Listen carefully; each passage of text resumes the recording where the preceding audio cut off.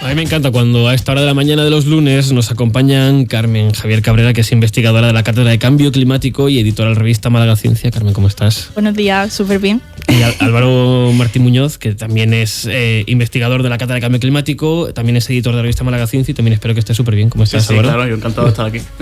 ¿Cómo va todo? Pues bien, es lunes, pero bien. Bueno, pero el lunes desde la ciencia se ve menos lunes, ¿no? Sí, la verdad es que sí.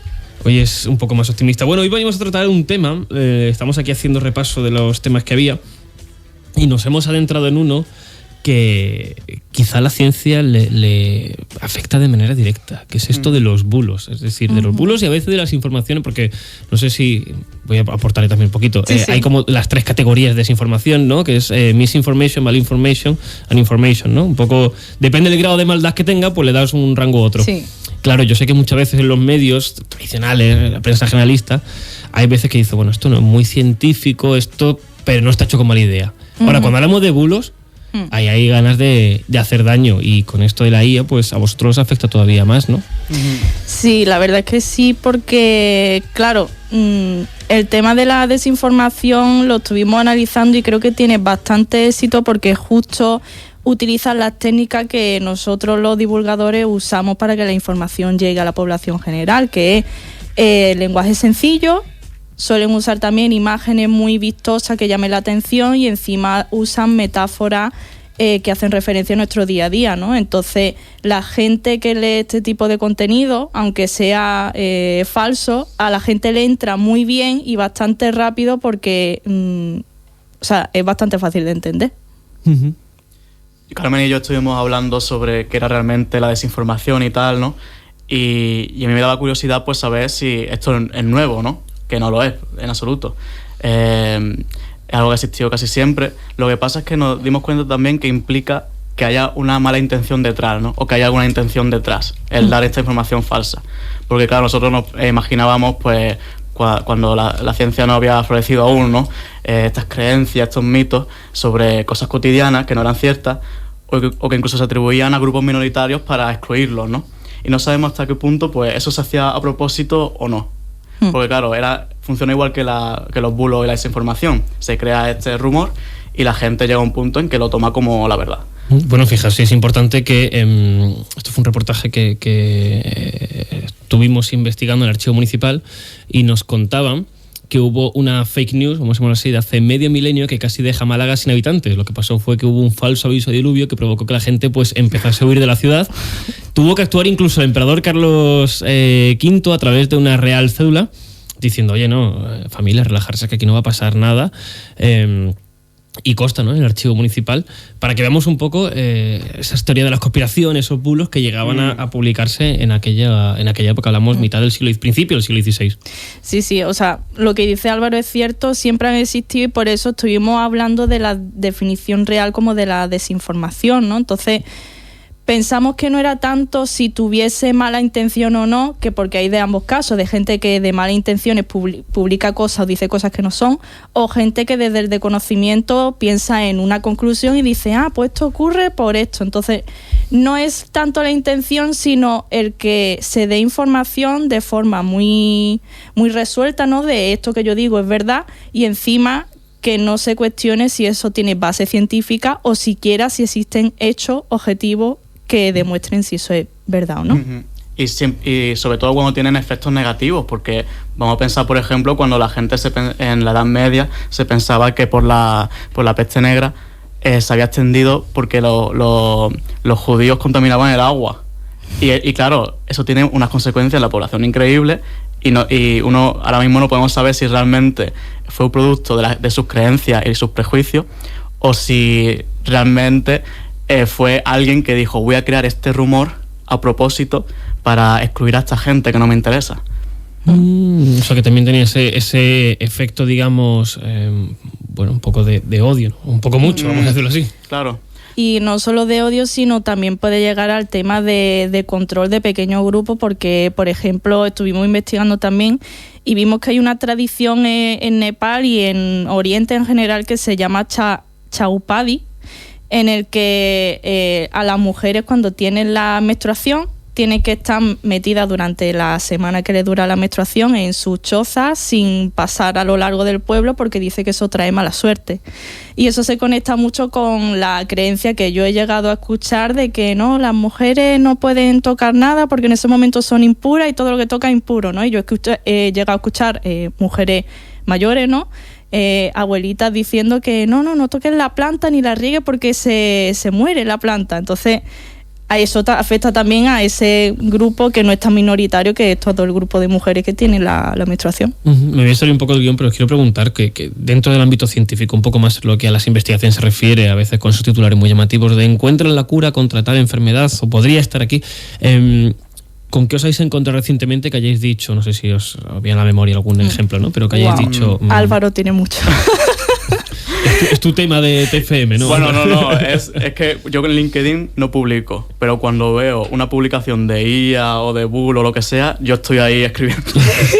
Porque me encanta el contenido que es explicar las cosas como verdaderamente son, ¿no? Con criterio y buscando... esta planta no hace que crezcas hasta los 2 metros, claro, ¿no? Cosas así. Yo, por ejemplo...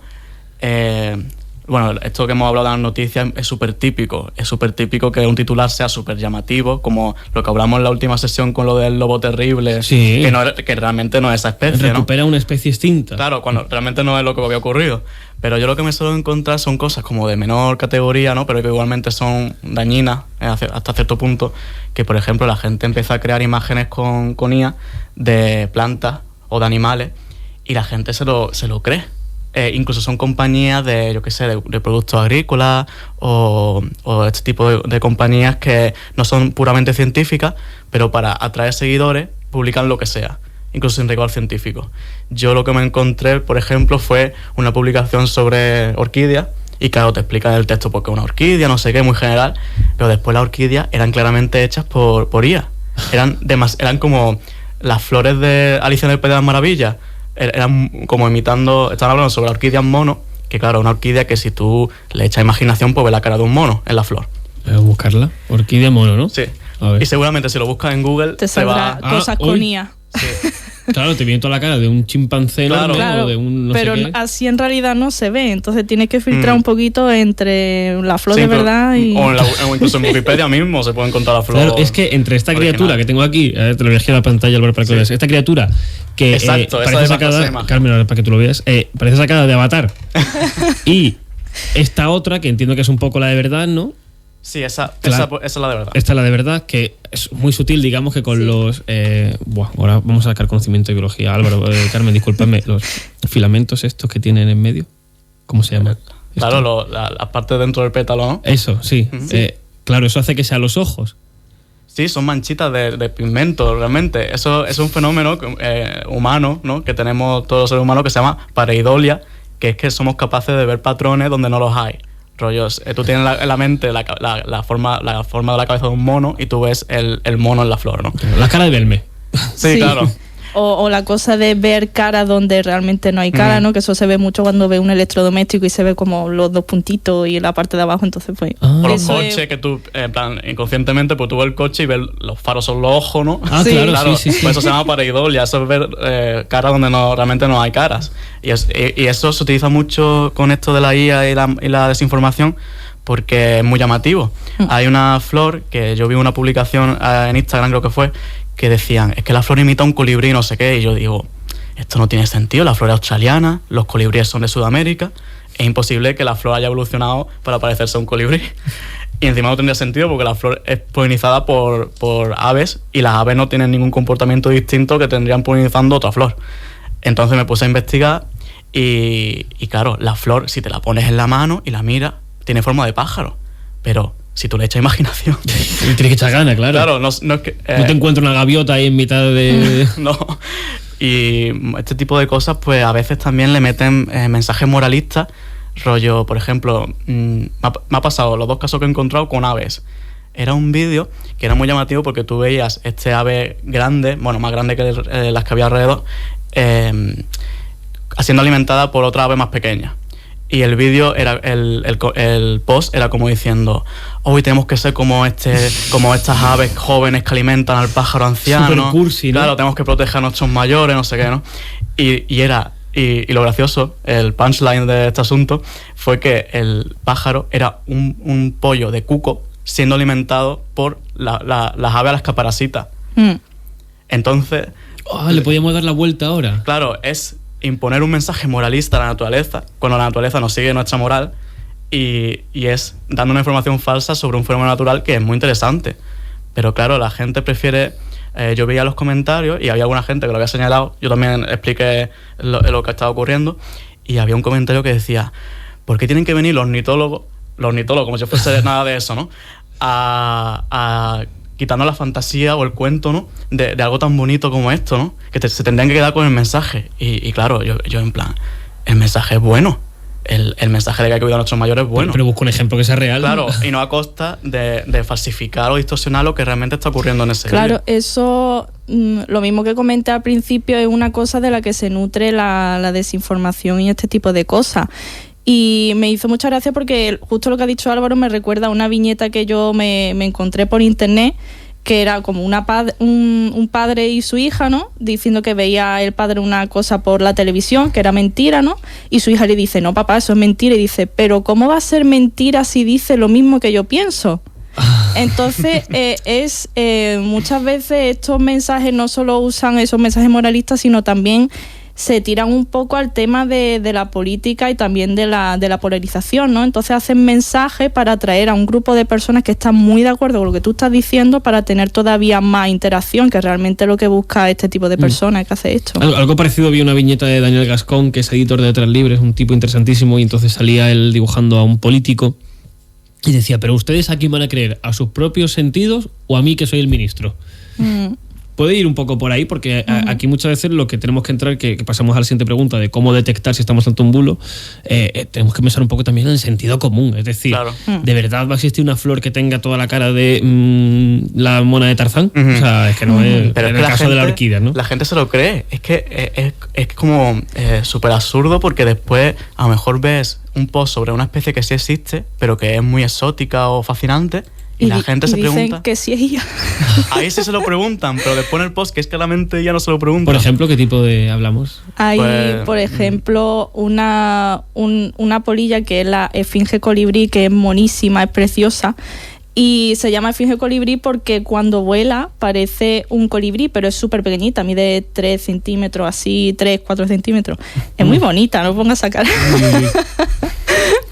Y claro, yo lo vi, esa publicación la vi yo, por ejemplo, en Instagram. Y me alegré mucho porque a mí me encanta verla. Y la gente diciendo: esto es IA, ¿verdad? Y yo ¿cómo va a ser IA? Y encima los enfoques de la cámara, porque lo que tiene la IA, los vídeos de IA, es que tienen un solo plano normalmente. Y son como muy bien iluminados, tal.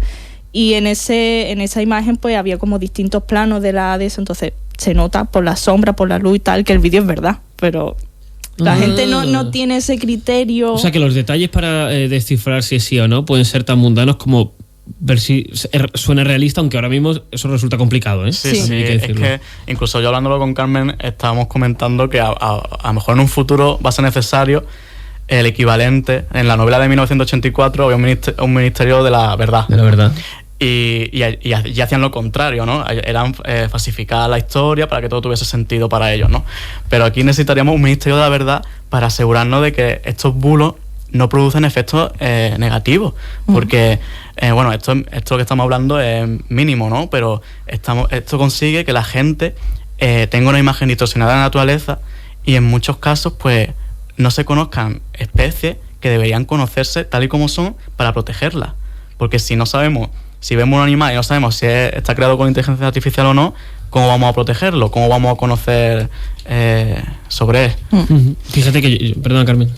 Bueno, y eso no solo afecta a la biodiversidad, sino también a nosotros mismos, al humano, ¿no? Porque, bueno, sabemos todos los bulos que aparecieron con el COVID, ¿no? Y empezaban a recomendar cosas de medicaciones alternativas, naturales, cosas extrañas para que no te entrase el virus ni nada. Y sacamos el tema de que decían que había que comer piña, porque eso modificaba el pH del organismo, de la boca, tal, cosas muy extrañas, y eso como que no lo soportaba el virus y por lo tanto no entraba. O sea, que imagínate el nivel de evitar las vacunas, pero comete la piña porque cambia el pH no sé cuánto. De todas maneras, comerte una piña no te cambia el pH del organismo. O sea, ¿para qué quieres cambiarte? Sí, pero de todas maneras es que no tiene sentido. No, es que si te cambias el pH Sí. como ellos quieren, morirías. Que tu cuerpo tiene que estar a cierto pH. Sí. Vale. Luego hay otra cosa que además en esto de en el ámbito vuestro en concreto, ¿vale? Que tira mucho el sentimentalismo, por ejemplo. Estoy recordando aquí cuando fueron los incendios de Australia, hubo varios, más allá de la foto, no sé si recuerdan toda Australia y llena de como de pequeñas llamitas de fuegos, que era como todos los incendios simultáneos y era literalmente aquello era Mordor, era la isla entera ardiendo. Luego está buenísima. Los canguros rescatados no pueden dejar de abrazar a los voluntarios que les salvaron la vida. No saben articular palabras, pero agradecen las buenas acciones con sus gestos. El koala oficialmente extinto. Claro, son cuestiones muy emocionales. Sí.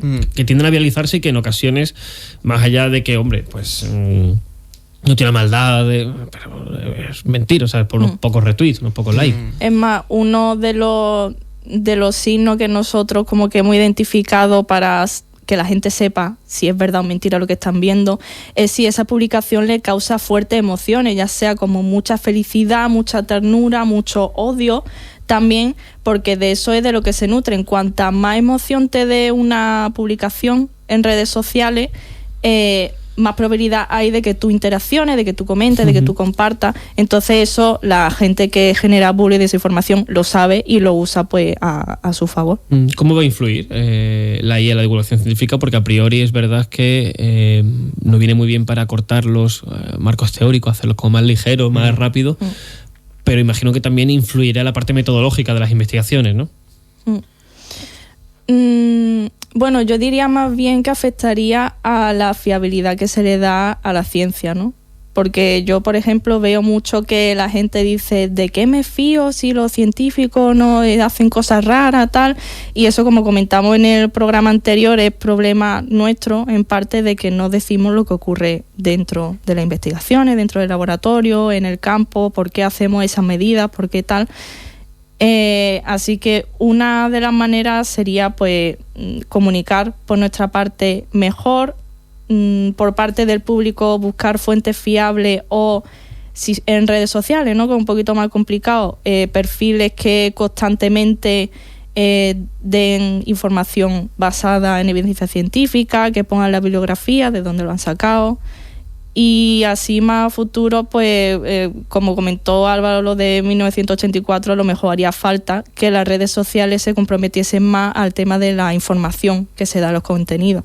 Porque ahora hay las notas, ¿no? De la comunidad. Sí, ahora hay una opción que es denunciar, ¿no? Y pone denunciar por spam, por imágenes de abuso, no sé cuánto, y hay una categoría que es denunciar por desinformación, que nosotros cuando vemos algo en redes sociales lo usamos mucho, ¿no? Y le damos a desinformación. Pero claro, ese contenido se pasa a revisión cuando un usuario de la red le da manualmente. No es que las redes sociales tengan ese sistema de... Es un algoritmo que lo... Exacto, no tienen ese sistema de comprobar si la información está bien o no. Como por ejemplo el mirar si una fotografía o no tiene contenido sexual y ese tipo de cosas, que eso sí lo tiene muy bien programado, pero esa parte de información pues no la tiene. Bueno, pues es un campo interesante en el que seguir indagando. Yo os agradezco mucho que hayáis estado aquí otro lunes más, que van a seguir viniendo los lunes, que esta sección, oye, pues está gustando mucho. Así que Carmen Javier Cabrera y Álvaro Martín Muñoz, investigadores de la Cátedra de Cambio Climático y editores de la revista Málaga Ciencia, gracias de verdad. No, muchas gracias. Gracias. Chao.